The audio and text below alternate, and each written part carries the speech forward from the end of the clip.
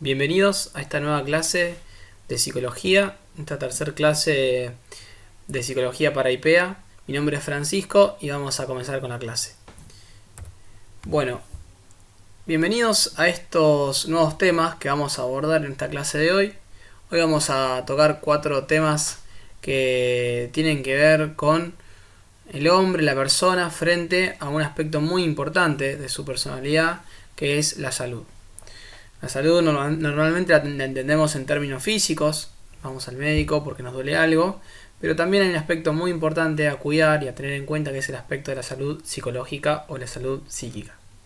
Por eso vamos a ver en primer lugar la actitud del hombre frente a la salud. En segundo lugar vamos a ver algunas enfermedades sociales. En tercer lugar vamos a avanzar con cuestiones que tienen que ver con el origen del consumo como una enfermedad social. Vamos a ver consecuencias físicas y psicológicas. Y finalmente vamos a hacer un abordamiento al tema del estrés. Vamos a abordar sus causas y sus consecuencias. Bueno, vamos a comenzar hablando entonces frente a la salud, esta actitud que tiene el hombre.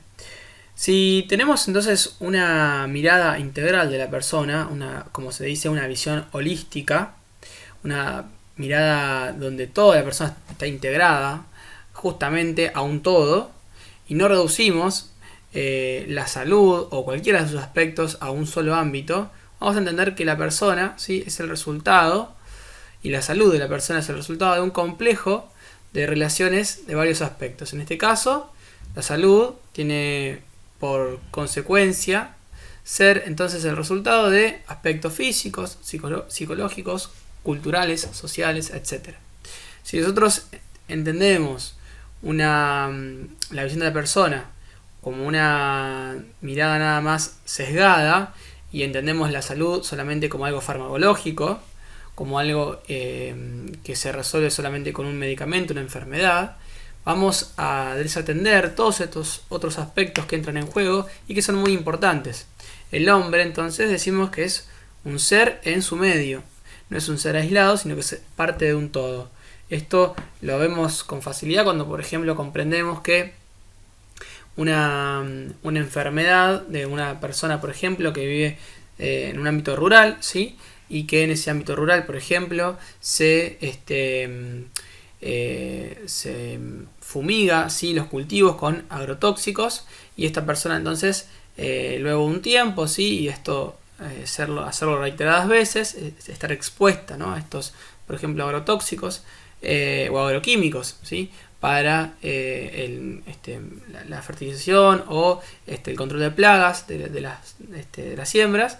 Vemos que las personas, por ejemplo, padecen algún tipo de enfermedad física, ¿sí?, enfermedades respiratorias, enfermedades patológicas. Bueno, esto entonces tiene que ver, ¿sí?, con entender a la persona como parte de un todo. Podemos pensar, bueno, la persona vive en el campo, no tiene, un medio rural, no tiene grandes preocupaciones, vive en seguridad. Bueno, sí, pero justamente, ¿no?, como la persona es parte de un todo, ¿sí?, entendemos entonces, entendemos su enfermedad, en este caso la falta de salud, ¿sí?, a partir de un contexto. Bien, y esto también damos cuenta cuando analizamos, por ejemplo, lo que se llaman las enfermedades del progreso, ¿sí?, que son las enfermedades de la posmodernidad, ¿sí?, son, por ejemplo, enfermedades vinculadas al estrés, como vamos a ver más adelante, ¿sí?, enfermedades vinculadas a, por ejemplo, el uso excesivo de pantallas, lo que tiene que ver con el sedentarismo y la falta de salud que trae esto, ¿sí? Entonces hay enfermedades que son propias, ¿sí?, de lo que se llama enfermedades del progreso, y que, bueno, nos dan cuenta de que el hombre, la persona, el individuo, la sociedad, ¿sí?, no se puede entender como parte aislada, sino formando todo un conjunto de relaciones que están intrínsecamente vinculadas, ¿sí?, y que son dependientes. Bueno, tenemos entonces así, como la persona es parte de un todo, las enfermedades sociales. Llamamos enfermedades sociales aquellas que afectan a toda la sociedad y no solamente a una persona. Si bien las padece la persona, un individuo, son parte entonces y afectan a toda una sociedad. En este caso vamos a analizar específicamente. Podríamos pensar, por ejemplo, bueno, la pandemia del COVID es una enfermedad social. Sí, en un término, justamente como lo indica su palabra, pandemia, es una enfermedad social en el sentido que afecta a toda la sociedad. Pero enfermedades sociales apunta a un ámbito más, no solamente de cantidad de población, como lo indica una palabra como por ejemplo pandemia o endemia, sino que tiene que ver con una cuestión que afecte a una sociedad, ¿sí? A lo largo del tiempo, y también a las personas modificando sus conductas. Por ejemplo, entonces tenemos el gran ejemplo de las enfermedades sociales es el consumo, ¿sí? De, por ejemplo, drogas y alcohol. El consumo excesivo de drogas y alcohol. El consumo recreativo también está muy vinculado a esto porque muchas veces están muy vinculados y uno comienza y termina considerándose un consumo problemático. Los límites y los márgenes muchas veces son muy frágiles y débiles. Bien, entonces decimos que el consumo de droga y alcohol, ¿sí? Son consideradas enfermedades sociales porque, si bien, como decíamos anteriormente, las padece un sujeto, un individuo, son causadas por el mundo social y afectan al entorno de la persona. Vamos a ver entonces un poquito específicamente el caso de la drogadependencia. Este ejemplo es un ejemplo muy duro, ¿sí? Para las personas y para el grupo de personas que afecta, porque es una enfermedad compleja, muy compleja, desde el reconocimiento hasta el análisis de las causas y aspectos de la vida que va a verse afectada por la persona que tiene esta adicción. Decimos entonces que una adicción en este caso, ¿sí? Como el consumo excesivo de drogas, el consumo problemático de drogas, está caracterizada así en la persona por modificaciones en el comportamiento, ¿sí? Hay una modificación clara, evidente, en el comportamiento de una persona que tiene un problema de consumo con las drogas. ¿Y cómo se manifiesta esto? Bueno, un impulso irreprimible a tomar la droga en forma periódica y con fin de experimentar efectos psíquicos, ¿sí? Esta persona no puede frenar, detener este impulso, ¿sí? Que siente, que experimenta, ¿sí? Y entonces trae problemas, ¿sí? Como decíamos, modificaciones en el comportamiento.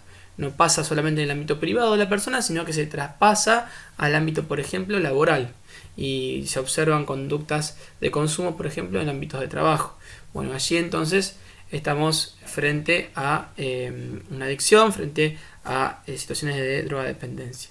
Esta dependencia entonces, ese es el estado que la persona experimenta, ¿sí? Y que mediante la cual crea y mantiene constantemente un deseo de ingerir esta sustancia de forma compulsiva. No vamos a hablar de una droga en particular, sino en todas en general, ¿sí? Este deseo, ¿sí? Este deseo que está en juego en la adicción, ¿sí? Se mantiene por mecanismos metabólicos y su falta genera el síndrome de abstinencia, ¿sí? Y allí entonces es donde aparece la dependencia. Esto puede ser por mecanismos psicosociales, ¿sí? Físicos o mecanismos de dependencia psíquica o psicosocial. Bueno, ¿cuáles son los orígenes y las consecuencias del consumo? Los orígenes entonces pueden ser individuales, ¿sí? Y las consecuencias sociales. Los orígenes individuales tienen que ver con alteraciones genéticas, pero también con cuestiones vinculadas a la personalidad. Cuando también nos enfrentamos a personas que tienen conductas antisociales, de aislarse, ¿sí? de encerrarse en ellas mismas, pueden ser entonces personas que tengan alguna tendencia o una facilidad para ser origen a un consumo problemático, y también muchas veces por la curiosidad. La curiosidad a veces es una herramienta que en este caso mal encausada puede ser un origen por probar, por ver qué pasa, sí, bueno, puede ser entonces la puerta de acceso para el origen de un consumo. Las consecuencias entonces, bueno, hay entonces los valores sociales que entran en juego, que quedan entonces totalmente desvinculados, ¿sí? y desvalorados. Las normas del grupo que no quedan códigos, no quedan entonces en familia y amigos que puedan acompañar, porque son los vínculos primarios donde se van viendo más lastimados, ¿sí? y más complejos de sostener, ¿sí? Y hay algo que atraviesa mucho la consecuencia del consumo, que es, y también a veces como parte del origen, que son los problemas de la comunicación. Cuando una persona vemos que se mantiene aislada, que ya no habla como antes, ya no habla con las personas que hablaba antes, esto entonces puede estar marcando la consecuencia de un consumo problemático. Bueno, hay daños físicos, ¿sí? A nivel del aparato del cuerpo de la persona, ¿sí? En todos los órganos repercuten el consumo problemático, ¿sí? En este caso afectando a la salud de la persona. ¿Sí? En el cerebelo se impactan directamente todo lo que tiene que ver con los nervios del control motor de la persona.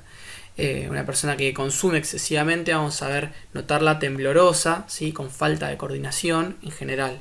Bueno, es una consecuencia, ¿sí? de este daño físico.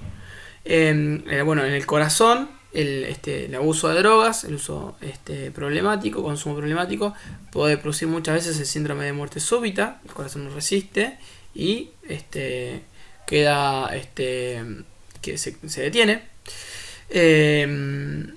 A nivel de la médula ósea, ¿sí?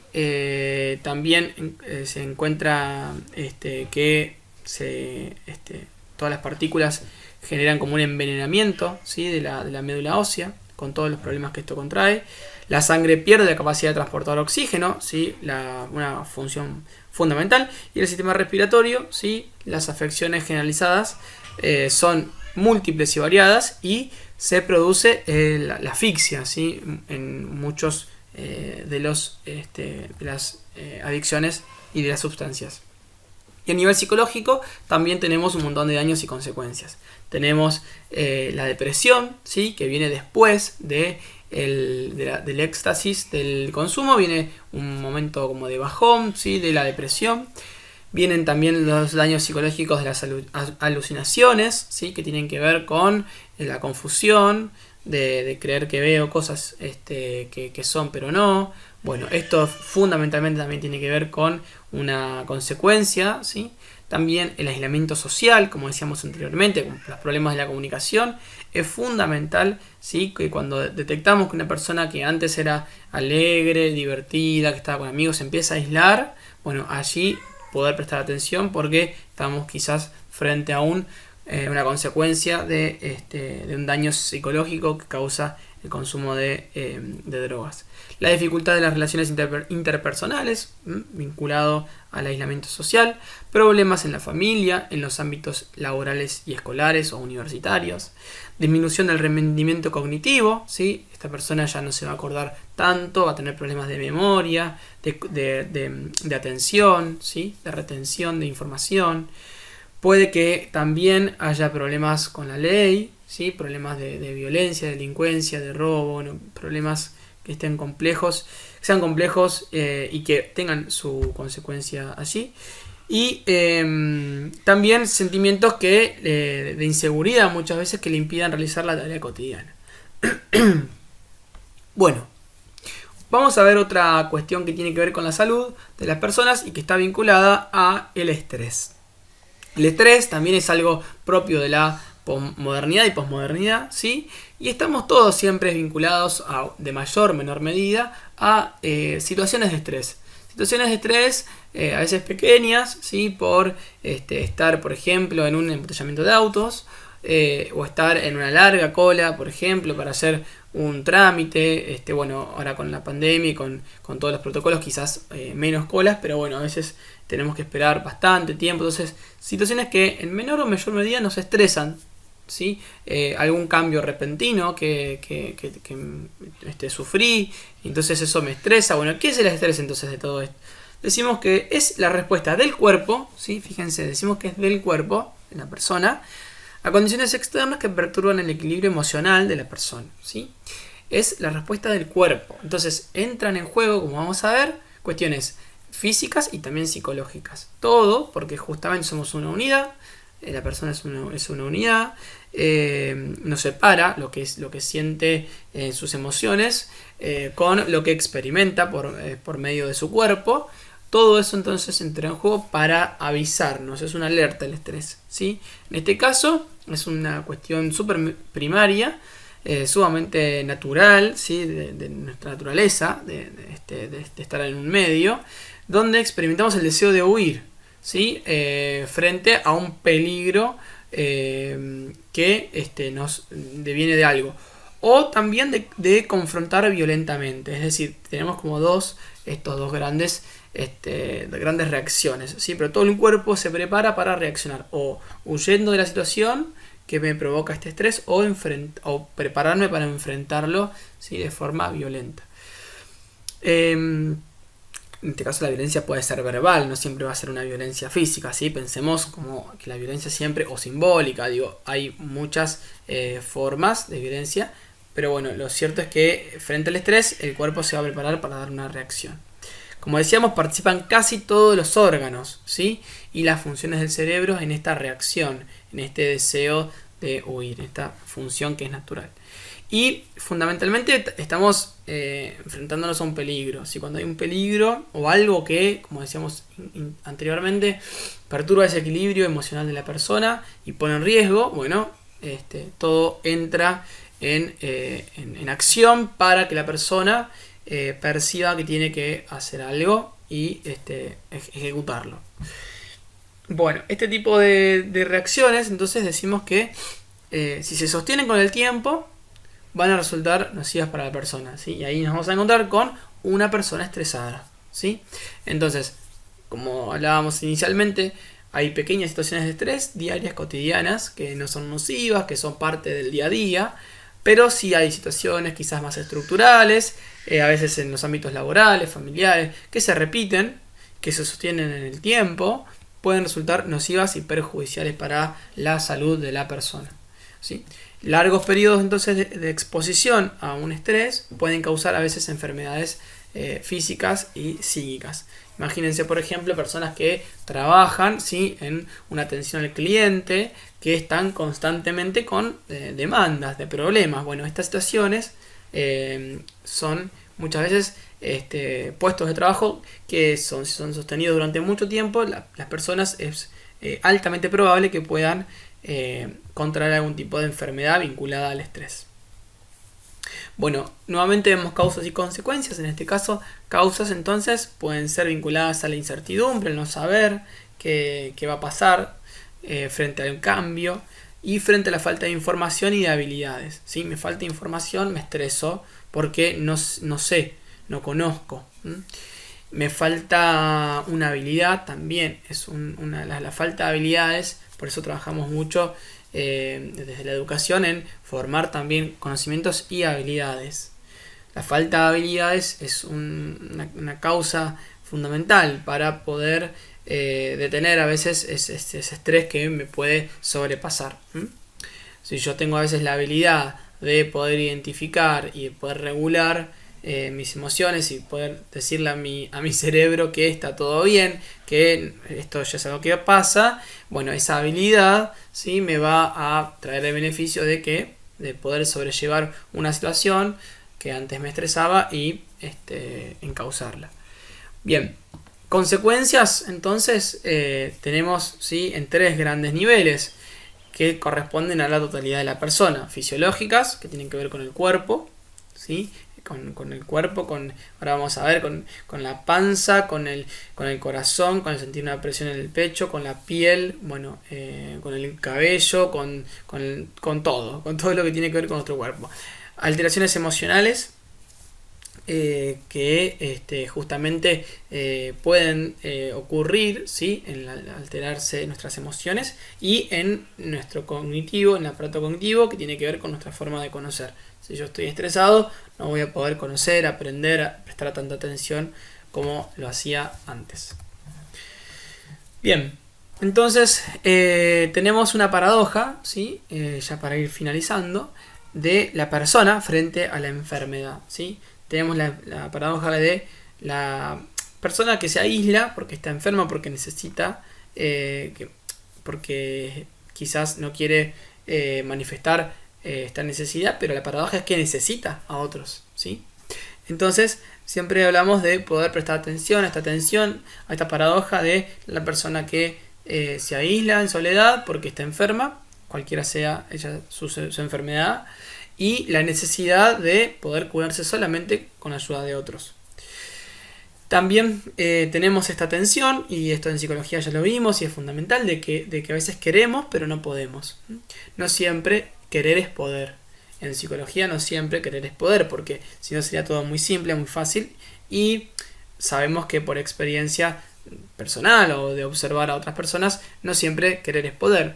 Seguramente conocemos a alguien que quiere dejar, por ejemplo, un consumo problemático, desde una droga, por ejemplo, el cigarrillo, que quiere pero no puede. Bueno, que hay historia, entonces, ¿no? Hay historia que hay que muchas veces trabajar pidiendo ayuda, por ejemplo, un psicólogo, una psicóloga, y en la terapia poder quizás trabajar esa historia para poder eso que quiero, que veo que quiero, poder alcanzarlo, ¿sí? Entonces justamente volvemos a la paradoja de la soledad y la necesidad. Bueno, y para cerrar, el lugar primordial, ¿sí?, del entorno primario, la familia, ese es un lugar fundamental y privilegiado que siempre previene, ¿sí?, enfermedades, y cuando hay alguna, hay la necesidad, ¿sí?, de esos vínculos primarios, familia, amigos, de poder acompañar y sostener en esas situaciones. Bueno, espero que haya sido claro esta clase. Les dejo un saludo a todos, y cualquier consulta que quieran realizar pueden dejar algún comentario en este video o mandar un correo o también escribir por los foros del campus. Les mando un saludo y nos vemos en la próxima clase.